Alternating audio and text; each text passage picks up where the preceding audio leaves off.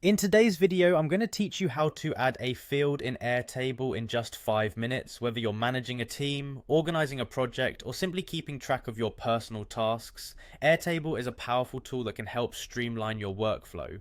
Adding a field in Airtable is a straightforward process, and I'll guide you through each step to make sure you feel confident doing it on your own. First, we'll begin by navigating to the Airtable website. Open your preferred web browser and head over to airtable.com. Once you're there, you'll need to log into your account. Look for the Sign In button, which is typically found at the top right corner of the page. Click on it and enter your credentials. If you don't already have an account, you can create one by selecting the Sign Up option and following the prompts to set up a new account. Once you're signed in, you'll be directed to the Airtable homepage. Here, you'll see all the bases you have access to.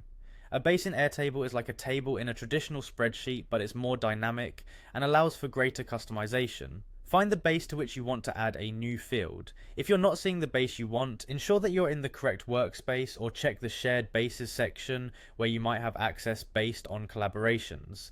Now click on the base to open it. You should see a spreadsheet-like interface with rows and columns. At the top of these columns, you'll see headers. To add a new field or column, look for the plus sign or the add field option, usually at the far right of the existing column headers.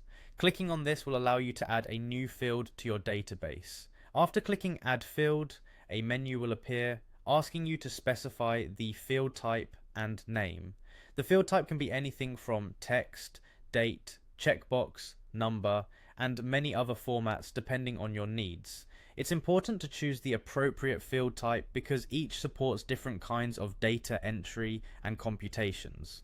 For example, if you're planning on entering monetary values, selecting the currency field type might be ideal as it automatically formats data as currency. Give your field a descriptive name that indicates its purpose, such as due date or status. This helps in keeping your data organized and makes it easier for team members to understand the database's structure. And there you have it. You've successfully added a field to your Airtable base. Remember, you can always go back and edit the field type or name if you need to make adjustments later on.